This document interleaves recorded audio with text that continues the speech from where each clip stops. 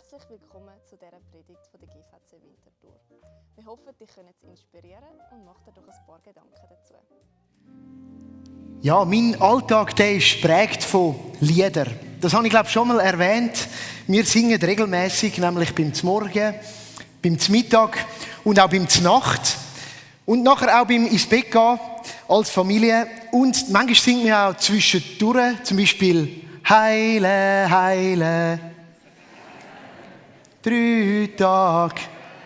Das wünschen wir uns jetzt ja natürlich auch ein bisschen. Es gibt aber auch andere Lieder, die uns prägen in unserem Alltag. Wenn wir so ein bisschen 2 Monate, 1,5 Monate zurückgehen, auch an kühlere Zeiten in einer Halle denken, wenn wir Eishockey begeistert sind, dann ist es die Venus von... Genau. Und jetzt hat es gewechselt zu «Komm bringen, hei, komm bringen». So sind unsere Leben geprägt von Liedern, oder? Und Ereignisse sind geprägt von Liedern. Mein Alltag ist geprägt von dem. Immer wieder gibt es so lyrische Texte, die tief in mein Leben eingreifen, die etwas mit mir machen. Und dann gibt es natürlich auch die ganz persönlich sind. Vielleicht Erinnerungen, die mit einem Lied verbunden sind. An das erste Konzert oder an deine Hochzeit. Oder an einen prägenden Abschied bei einer Trauerfeier. Oder verbunden mit einer Ferien. Ein Lied, das man immer im Auto gehört hat. Und etwas macht das mit einem. Lieder und Musik, die kann einem das Tiefste hinein bewegen, abholen und auch erinnern und Emotionen und Gefühle wecken. Und so ist es auch mit den Psalmen. Psalmen sind zum grossen Teil auch gesungen worden. Sie sind Lieder fürs Leben, gesungene Gebete und auch Jesus, sein Leben zeigt uns das, dass sie tief in seinem Herz verankert sind. Er hat sich in vielen Gesprächen auf Psalmen indirekt oder direkt bezogen. Zum Beispiel nach dieser faszinierenden Geschichte von der Brotvermehrung, wo es einfach genug zu essen hat für alle, obwohl es am Anfang viel zu wenig gewesen wäre, sagt Jesus nachher im Johannesevangelium: Damals in der Wüste haben unsere Vorfahren Manna gegessen, wie es ja auch in der Schrift heißt, Brot vom Himmel gab er ihnen zu essen. Und bei dem Zitat zitiert er einen Psalm, nämlich den Psalm 78. Oder an einer anderen Stelle, berühmte Geschichte auch, nämlich wo Jesus das letzte Mal im trauten Kreis der Jünger gesessen ist, wo sie vor seiner Verhaftung miteinander das Passamahl eingenommen haben, das Brot gebrochen und den Kelch teilt, heisst es nachher im Matthäus-Evangelium, nachdem sie dann ein Loblied, oder in gewissen Übersetzungen heisst es auch das Loblied, gesungen hatten, gingen sie hinaus an den Ölberg. Und man ist sich einig, dass die Jünger mit Jesus zusammen dann wohl das sogenannte Hallel gesungen haben. Das sind Psalmen 113 bis 118, wo als ein Loblied bekannt sind und eben auch am Passamahl gesungen worden sind, gesungen werden. Die meisten Ausleger gehen davon aus, dass Jesus Psalmen zu einem grossen Teil, wenn nicht sogar ganz, auswendig können. Der Lukas, der Evangelist, berichtet uns am Anfang schon von seiner Geschichte, wo er das Leben von Jesus beschreibt, auch sehr genau beschreibt, dass die Menschen, die Jesus als 12-Jähriger im Tempel gesehen haben, wenn er mit den Schriftgelehrten diskutiert hat, gestaunt haben über seine Klugheit der Antworten und auch über seine Kenntnis von der Schrift. Bei Jesus war das außerordentlich. Aber es war auch üblich im Judentum. Jüdische Buben haben ab ungefähr im Alter von 5 bis 6 die erste Schulstufe besucht, nämlich die sogenannte Bet Sefer. Das ist das Haus vom Buch. Und dort ist ihnen die Tora, die 5 Bücher Mose, lieb gemacht worden. Sie haben das auch auswendig gelernt. Das Gesetz vom Herrn. Und so eine schöne Geschichte, die damit zusammenhängt, ist, dass man sagt, dass am ersten Schultag die Schüler auf ihren Finger Honig bekommen haben. Wer von euch hat gerne Honig? Ich habe das sehr gerne, besonders guten Schweizer Qualitäts-Bienenhonig. Ist auch damals ein kostbares Gut gewesen und man hat das auf den Finger bekommen und man hat es abschlecken als ein Sinnbild dafür, wie gut das Wort von Gott ist für einen. Oder eben, wie es im Psalm 119 heißt: Deine Zusagen sind für mich wie Gaumenfreuden. Ja, sie sind süßer noch als Honig. Geht ja fast nicht mehr.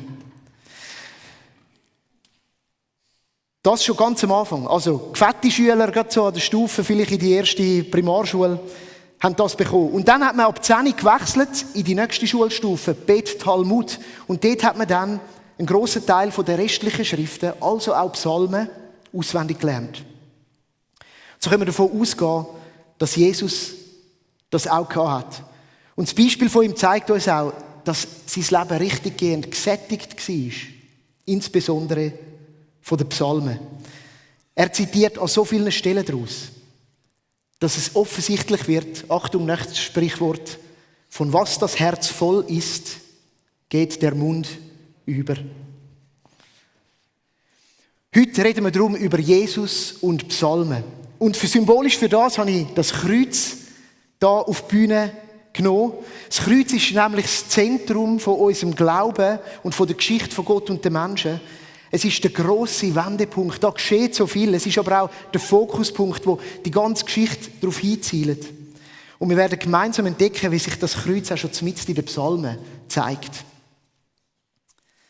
Psalmen greifen nämlich den Dreh- und Angelpunkt vom Gesamtwerk von dieser Heilsgeschichte wunderbar auf. Und ich habe das darum so genannt. Sie sind ein Dreh- und Angelpunkt in der Heilsgeschichte. Sie sind eine Kurzgeschichte von der Geschichte von Gott und den Menschen. Und so hat sogar der Luther sie eine Mini-Bibel genannt. Und aus dem Grund, weil sie Psalmen passend zu dem Zentrum, wo sie sind, zu dem Dreh- und Angelpunkt, eben mitten in unserer Bibel stehen, so ziemlich genau in der Mitte. Wenn man aufschlägt, wenn man so Mitte zielt, kommt man ja so ziemlich gut zu den Psalmen an. Sie sind Mitte und sie werfen den Blick zurück und einen führen. Letzte Woche haben wir gesehen, dass Psalmen voll von Emotionen sind. Und insbesondere haben wir gemeinsam so einen Klagepsalm angeschaut und den richtig an uns wirken lassen. Wir werden heute jetzt in dem ersten Teil andere Themenbereiche anschauen, die Psalmen abdeckt, eher thematisch, weniger emotional. Es gibt ja von den Emotionen die ganze Palette, von der Klage über das Lob, aber dann eben auch thematische Kategorien, die man den Psalmen anlegen kann. Und 2 von denen wollen wir anschauen. Und die erste Kategorie von Psalmen ist eben so ein Wegweiser in die Vergangenheit. Das habe ich da darum mitgebracht und mache es da an. Psalmen sind ein Wegweiser in die Vergangenheit. Sie berichten von der Geschichte von Gott und den Menschen. Oh, so. Die Lieder, die Psalmen, die dieser Kategorie dazugehören, die erzählen die Geschichte bis dorthin. Sie erzählen die Geschichte vom Volk Israel. Und insbesondere, was oft das Thema wird, ist natürlich das grosse Heilsereignis von der Befreiung aus der Sklaverei in Ägypten. Aber dann, was auch immer das Thema wird, ist die Langmut und die Treue von Gott. Und ich möchte euch einfach so auszugshaft mitnehmen in einen so einen heilsgeschichtlichen Psalm, wo so ein Wegweiser in die Vergangenheit ist. Psalm 106. Halleluja! Dank dem Herrn, denn er ist gütig und seine Gnade bleibt für alle Zeiten bestehen. Und dann im Vers 9 taucht man in die Geschichte vom Exodus. Er wies das Schilfmeer in seine Schranken und es zog sich zurück. Dann führte er sein Volk dort hindurch. Und dann geht es weiter, wenn wir zu dem nächsten Vers kommen, Vers 19.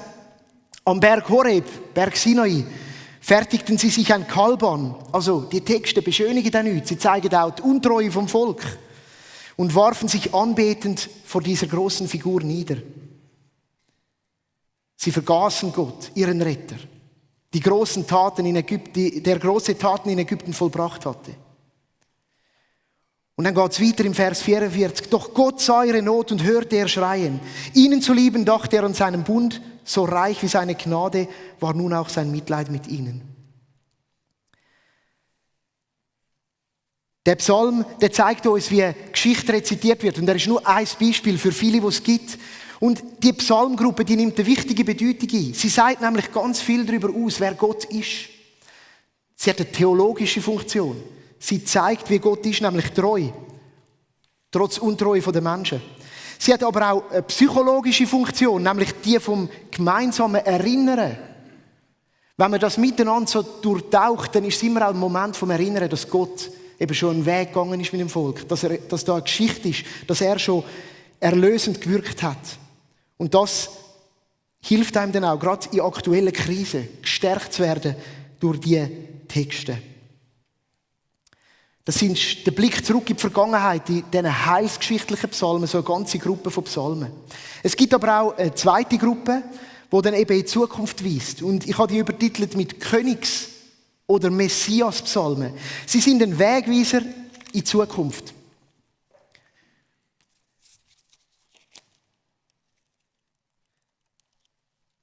Muss ich das da ein bisschen besser machen, dass das nicht gerade so... Schwierig. Falsche Richtung. Ja, ihr habt recht, ihr habt völlig recht. Alles klar. Danke für die Hilfe. Jetzt müssen wir auch noch mal überlegen. In dem Fall da über. Jetzt gefällt es mir. Super.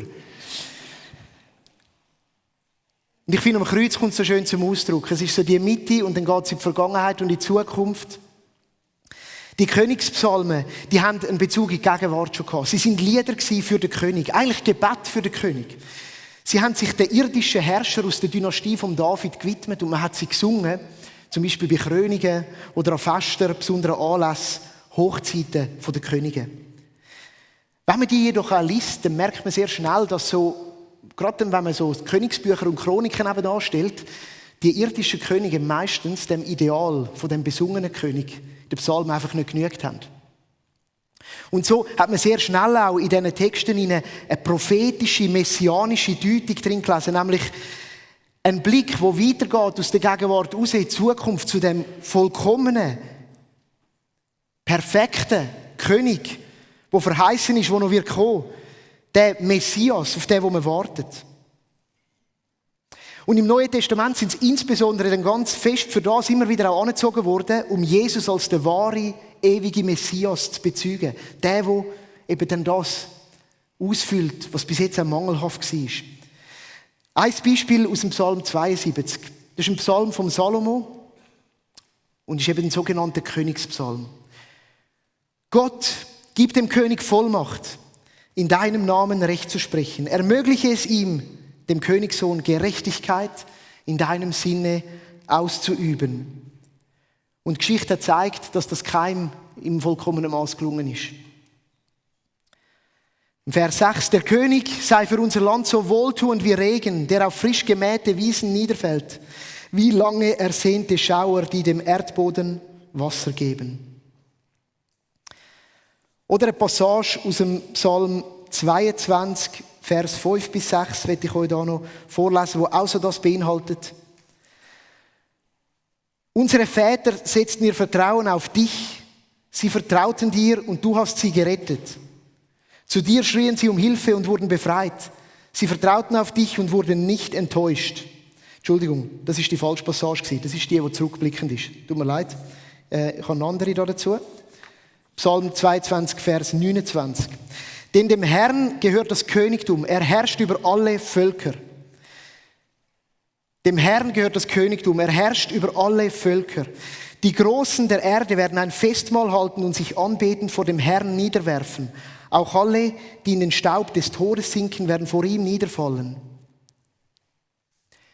Also so ein Ausblick auf den Herr, auf den König, auf den Herrscher, das kommt dann teilweise in Psalmen einfach so auszugshaft zum Ausdruck. Entschuldigung, ich habe mich da vorher im Vers vertan. Aber das sind die Königspsalmen, ein Blick in die Zukunft. Das Psalmbuch ist also ein Buch, das uns einerseits an die Vergangenheit erinnern will. Und wir können es auch so lesen, wenn wir es mal vielleicht so gesamthaft durchlesen.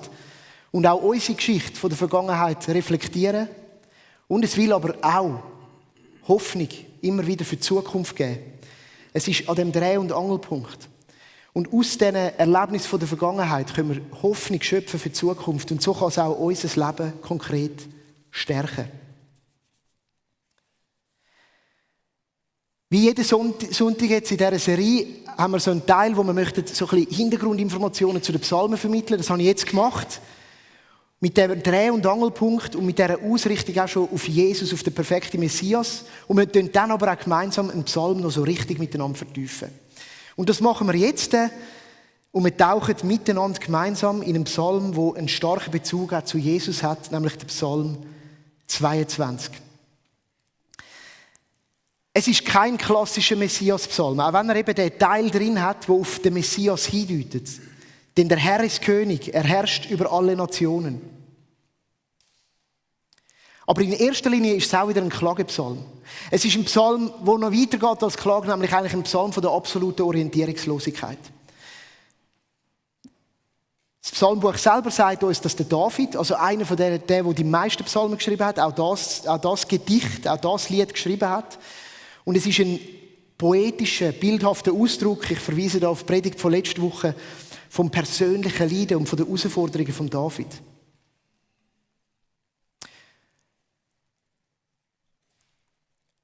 Im Vers 22 sehen wir dann die Struktur von dem Gedicht. Das Gedicht ist nicht wie andere so grammatikalisch geordnet, sondern es hat einen anderen Bogen drin. Das Gedicht hat einen Bogen, der sich im Inhalt zeigt. Nämlich im Vers 22 gibt es einen grossen Wechsel. Und man könnte sagen, es geht zuerst so abwärts und dann wechselt es und geht auf. Und wir werden das nachher miteinander noch vertieft anschauen. Und wenn wir es so lesen, dann kann man verschiedene Perspektiven einnehmen. Man kann einerseits die Perspektive von David einnehmen, der das Lied geschrieben hat. Und versuchen, mit ihm mitzufühlen, in sein Leben hinein. Für ihn muss das eine Bedeutung haben. Auch wenn manchmal die Texte, wir werden sie gerade noch hören, so enorm stark und intensiv sind, dass wir uns fragen, ja, wann ist das so gewesen? Aber er hat es zumindest so erfahren, er hat es so erlebt. Und wir können wie mit ihm mitgehen. Er scheint zutiefst orientierungslos, verstört, bedroht, beengt und beängstigt. Im Verlauf der Geschichte ist dann natürlich auch etwas passiert, dass nämlich das Volk die Texte gelesen hat, auch der Psalm 22, und es hat es auf sich bezogen. Und es hat seine Nöte darin gesehen. Zum Beispiel die grosse Not davon, ins Exil müssen zu gehen. Das heisst, nicht mehr können an dem Ort sein, wo Gott gegenwärtig ist, beim Tempel. Das ist ein totaler Identitätsverlust. Und auch diese Perspektive kann man einnehmen und den Psalm lesen und versuchen, mit dem Volk mitzufühlen, wie sie in dem Moment sich gefühlt haben. Und dann gibt es eine dritte Möglichkeit, um das zu machen. Und das ist, dass wir Perspektiven einnehmen, das passt zum heutigen Sonntag, nämlich die von Jesus. Weil auch er hat den Psalm in sich trägt. Er hat ihn empfangen, er hat ihn gelesen, er hat ihn auswendig gelernt und er hat ihn dann auch rezitiert. Und so möchte ich euch jetzt einladen auf einen speziellen Teil von diesen Psalmen. Wir werden jetzt dann den Psalm 22 auszugsweise hören. Er ist in der Kirchengeschichte bekannt als der Passionspsalm. Und Jesus hat ihn so verinnerlicht gehabt, dass er ihn in seinem grössten Leiden und in seinem grössten Schmerz in der dunkelsten Stunde rezitiert hat. Nämlich dann, wo er so bedrängt war wie sonst nie in seinem Leben. Wo er auf dem Weg ans Kreuz war und am Kreuz selber. Wir können uns vorstellen, dass er vor lauter Schmerz wahrscheinlich gar nicht mehr rational denken konnte. Aber es ist das Wort Gottes, Nahrung, die er in sich getragen hat, die dann auf seinen Lippen und auf seinem Maul gelegen ist. Und so werden wir jetzt mitgenommen von der Jerusha und dem Reto in eine Lesung vom Psalm 22 und Auszüge davon im Wechsel mit Auszügen aus der Passionsgeschichte der Evangelien.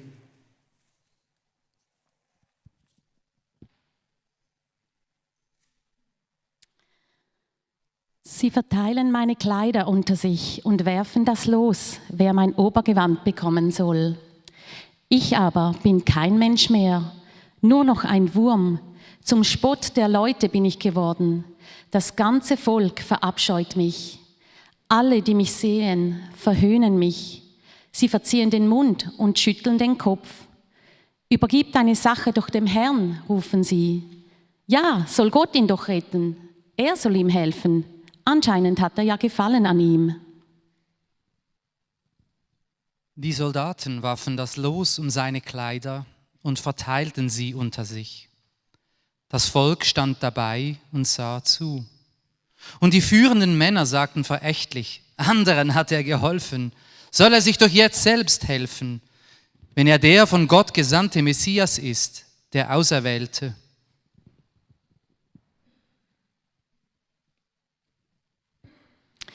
Ich fühle mich, als wäre ich hingeschüttet wie Wasser.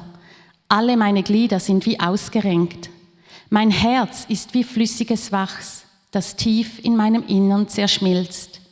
Ich bin ohne Kraft, ausgetrocknet wie eine Tonscherbe. Die Zunge klebt mir am Gaumen. Du hast mich in den Staub gelegt, dahin, wo die Toten liegen. Denn Menschen haben mich eingekreist wie Hunde. Eine Horde von Gewalttätern umringt mich. Wie sich ein Löwe seine Beute verbeißt, so halten sie mich fest und geben meine Hände und Füße nicht mehr frei. Und weil sich das, was in der Schrift vorausgesagt war, bis ins Letzte erfüllen sollte, sagte er, ich habe Durst. Auch die Soldaten trieben ihren Spott mit ihm. Sie traten zu ihm hin, boten ihm Weinessig an. Dann kreuzigten die Soldaten Jesus. Mein Gott, warum hast du mich verlassen? Ich schreie, aber keine Rettung ist in Sicht. Ich rufe, aber jede Hilfe ist weit entfernt. Gegen 3 Uhr schrie Jesus laut, Eli, Eli, lema sabachthani. Das bedeutet, mein Gott, warum hast du mich verlassen?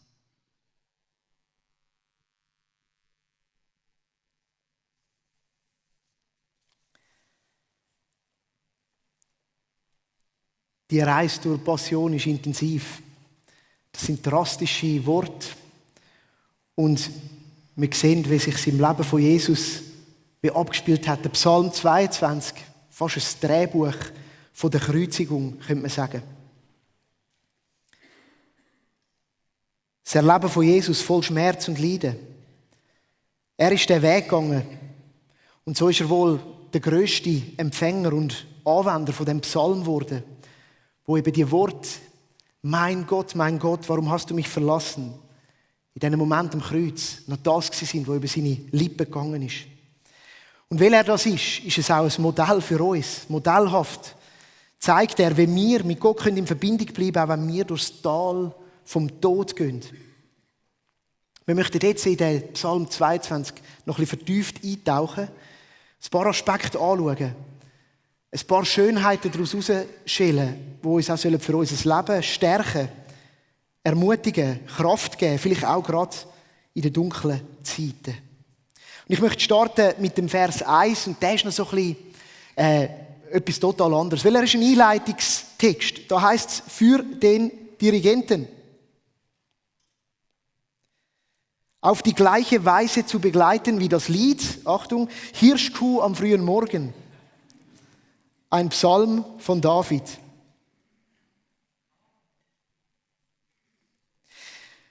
Man rätselt darüber, was das genau bedeutet. Natürlich, die einfachste Deutung ist, hey, das ist eine konkrete Angabe für Musiker, also für den Dirigent, und dann auch die Melodieangabe Hirschkuh am frühen Morgen. Und es kann sehr gut sein, dass das heisst, dass das eine berühmte Melodie war und man den Psalm nach dieser Melodie gespielt und gesungen hat.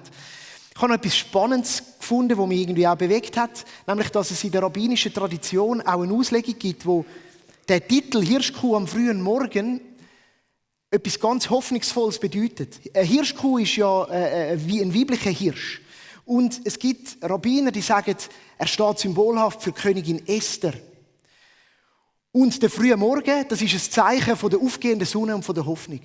Also ein hoffnungsvoller Liedtitel von dieser Rettung, die man bei der Esther schon erlebt hat, durch sie, und von dieser Hoffnung auf Erlösung. Und dann, wenn man dann den Vers 2 anschaut, kommt eben schon das erste Mal eine riesige Spannung. Weil dann geht es weiter, nach dem Titel, nach dem Liedmelodie, wo man auch sehr hoffnungsvoll deuten kann, mit diesen schweren und starken Worten. Mein Gott, warum hast du mich verlassen? Ich schreie, aber keine Rettung ist in Sicht. Ich rufe, aber jede Hilfe ist weit entfernt. Mein Gott, ich rufe am Tag, doch du antwortest nicht.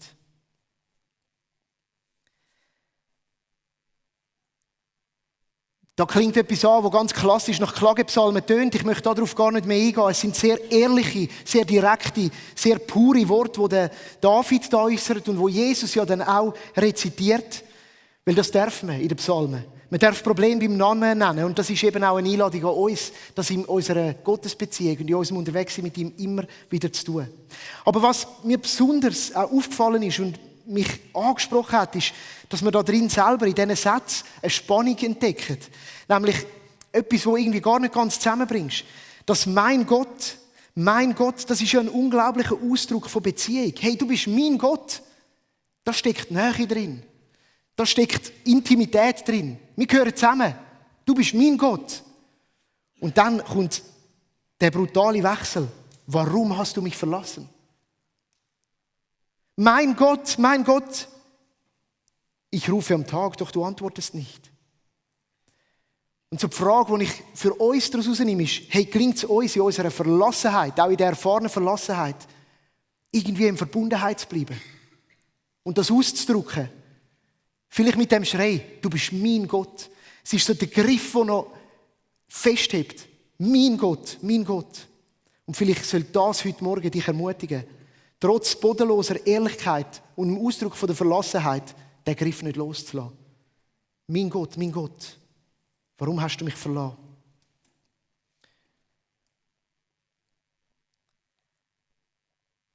Im Vers 15 lesen wir, ich fühle mich, als wäre ich hingeschüttet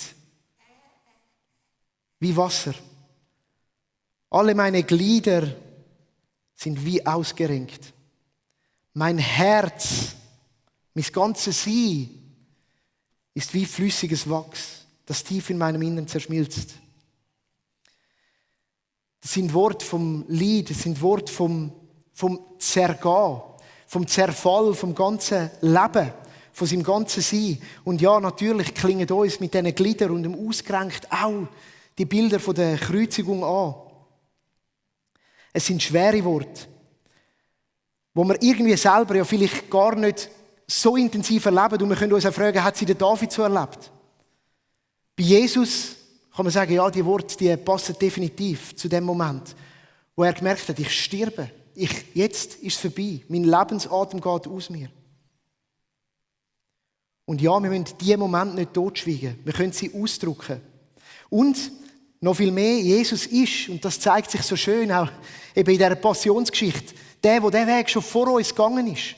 Der schon vor uns den Weg gelaufen ist. Er kann mitfühlen, er kann verstehen, er ist ganz Mensch geworden. Sein grösstes Leiden drückt sich aus in dem Psalm. Und ja, es ist in Worten, die noch extremer sind, als wir es möglicherweise jemals erlebt haben. Und mir gefällt darum besonders, was der Dietrich Bonhoeffer zu dem Psalm gesagt hat. Und ich möchte euch das Zitat vorlesen. Doch Christus selbst hat dieses Gebet gebraucht und ihm erstmals seine volle Bedeutung gegeben. Wir hören immer Jesus Christus mit uns beten. Und indem wir dieses Gebet wiederholen, und jetzt sind wir bei uns, wenn wir es anwendet, ohne es in seinem tiefsten Sinn erfahren oder begreifen zu können, weil wir vielleicht so bedrängt im Moment gar noch nie erlebt haben, gehen wir dennoch mit dem betenden Christus vor den Thron. Er führt uns da drin, er leitet uns, er wird zu unserem Fürsprecher, als der weiß, was es bedeutet, als der selber das durchlebt hat und erfahren hat. Mir gefällt das enorm, durch die dunklen Täler vom Leben.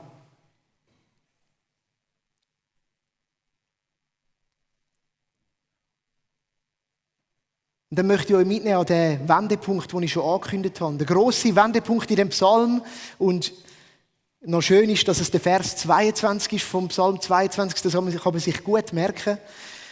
Da heißt es nämlich dann im ersten Teil von dem Vers: Befreie mich aus dem Rachen des Löwen. Rette mich vor den Hörnern der Büffel. Eine bildhafte Sprache. Stell dir vor, du bist schon drin in dem Maul von dem Leu. Ja, ganz ehrlich, dann ist eigentlich schon alles vorbei. Hopfen und Malz verloren. Und wenn du die Vicente im Bruderhaus schon mal gesehen hast, die Büffel, denen willst du auch nicht zu nahe kommen, wenn sie rumgumpeln. Da kommt eine rechte Macht auf dich zu. Das ist der letzte Moment.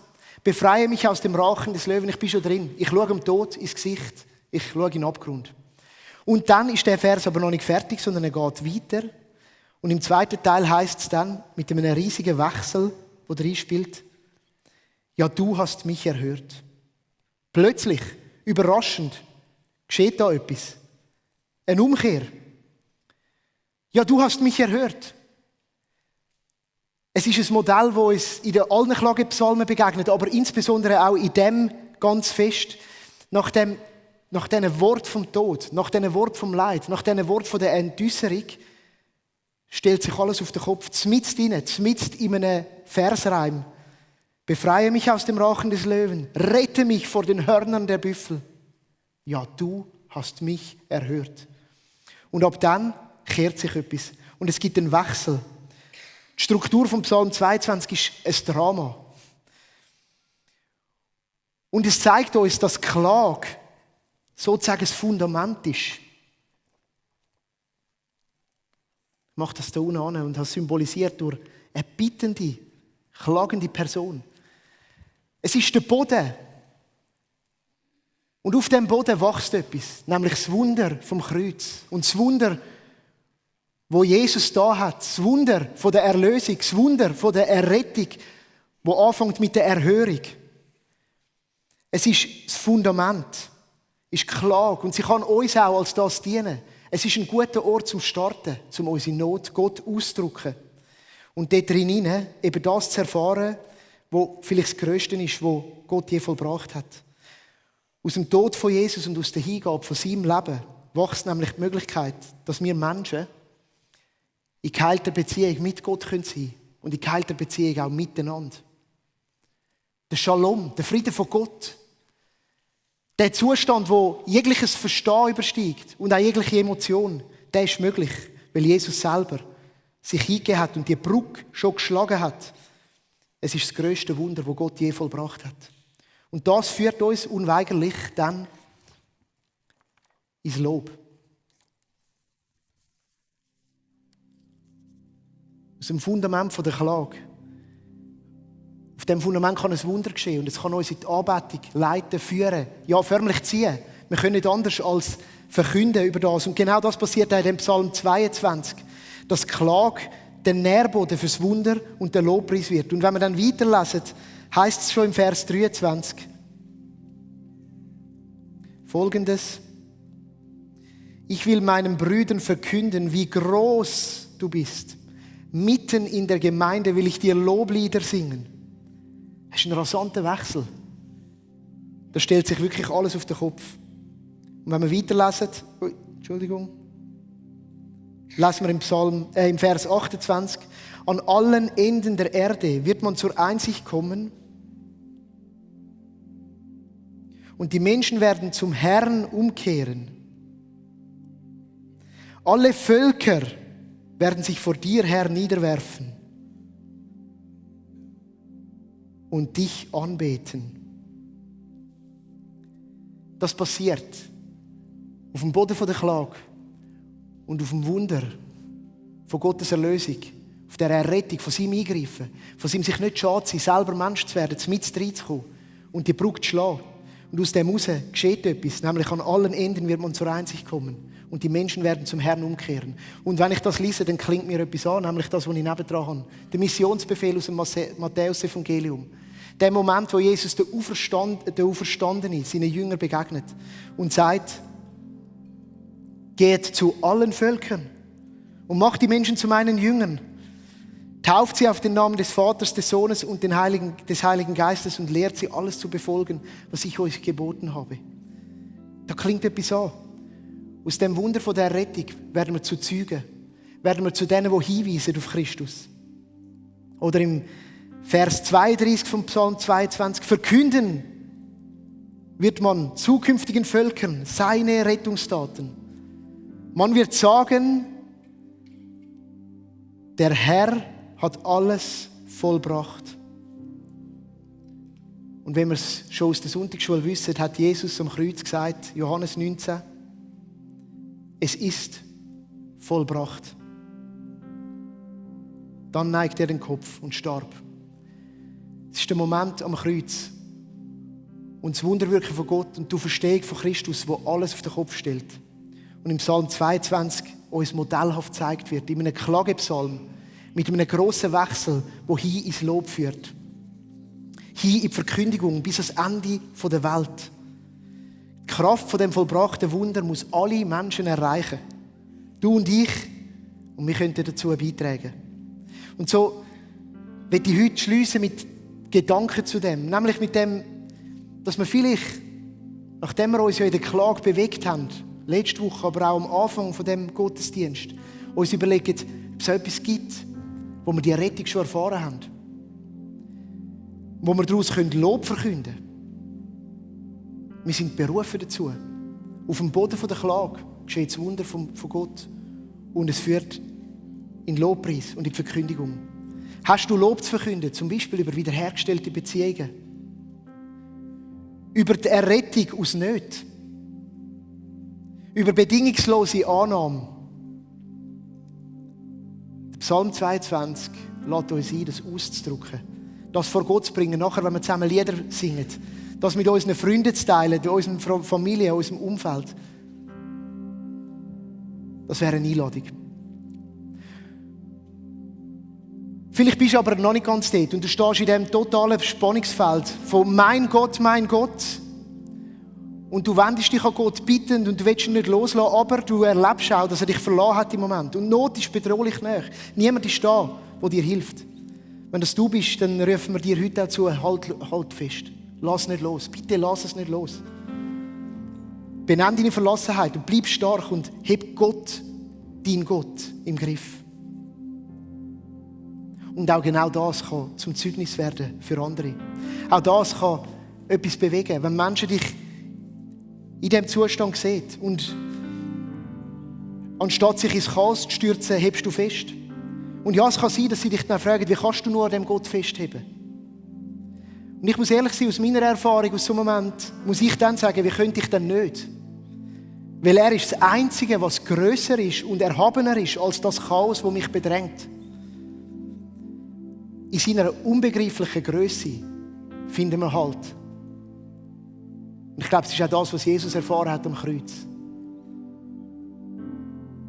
Und ich will dir Mut machen, das zu leben und dass du dann vielleicht mit einstimmen kannst, wie es im Vers 25 heißt, vom Psalm 22. Denn der Herr hat sich von der Not des Hilflosen nicht abgewandt und seine Leiden nicht verachtet. Ja, der Herr hat sein Angesicht nicht vor ihm verhüllt, sondern auf ihn gehört, als er um Hilfe schrie.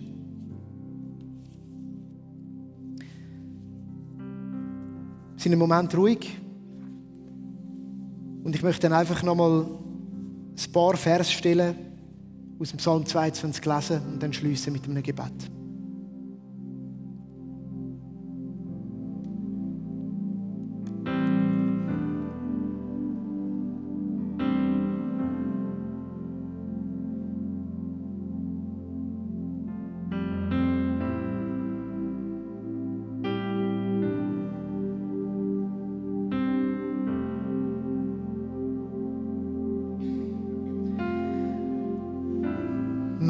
Mein Gott, warum hast du mich verlassen? Ich schreie, aber keine Rettung ist in Sicht. Ich rufe, aber jede Hilfe ist weit entfernt. Befreie mich aus dem Rachen des Löwen, rette mich vor den Hörnern der Büffel. Ja, du hast mich erhört. Denn der Herr hat sich von der Not des Hilflosen nicht abgewandt und seine Leiden nicht verachtet. Ja, der Herr hat sein Angesicht nicht vor ihm verhüllt, sondern auf ihn gehört, als er um Hilfe rief. Verkünden wird man zukünftigen Völkern seine Rettungstaten. Man wird sagen, der Herr hat alles vollbracht. Herr Jesus, wir danken dir für dein Vorangehen ans Kreuz. Wir danken dir, dass du Mensch geworden bist. Wir danken dir, dass du das auf dich genommen hast. Die ganze Entäusserung. Das richtig Schwere. Das grösstmögliche Leiden. Und dass sich das an diesem Kreuzesgeschehen so stark zeigt. Und insbesondere in dieser Verbindung mit dem Psalm 22. Danke, dass du uns kennst. Danke, dass du uns begleitest. Danke, dass du mit uns auch durch unsere Leiden gehst. Und grosser Gott, wir danken dir, dass du unsere Situationen kennst. Und ich bitte dich, Heiliger Geist, um dein Wirken in diesem Moment, dort, wo wir uns verlassen fühlen. Wir möchten schreien, mein Gott, wir heben uns an dir fest. Aber wir fragen uns auch, warum hast du uns verlassen? Und grosser Gott, tu dein Wunder in diesem Leben, wo das im Moment die Realität ist. Und greif ein. Erhör du, wie es heisst in dem Psalm. Und schaff du Grund für Lob, Grund für Dank. Und ich bitte dich auch, dass du uns die Augen öffnest für das, wo du in der Geschichte uns schon so stark begleitet hast. Und dass es darf zum Lob und zum Zeugnis werden für die Grösse und die Rettungstat, die du immer wieder willst vollbringen. Ich bitte dich, dass du das wirkst in uns, in unserer Gemeinschaft und dass das auch gerade darf die kommende Zeit im Worship prägen. Amen. Danke fürs Reinschauen bei dieser Predigt. Schreib uns doch in die Kommentare, was dich heute inspiriert hat. Als Kirche wünschen wir uns, dass das Leben zum Blühen kommen und Menschen Begegnungen mit Gott haben. Wenn du Fragen oder Gebetsanliegen hast, dann melde dich unbedingt bei uns. Gib doch einen Daumen hoch und abonniere unseren Kanal, damit du in Zukunft nichts verpassen wirst. Wir sind dir dankbar, wenn du uns finanziell unterstützt. Du kannst das machen, indem du den QR-Code scannst oder auf den Button klickst. Cool, bist du heute dabei gewesen.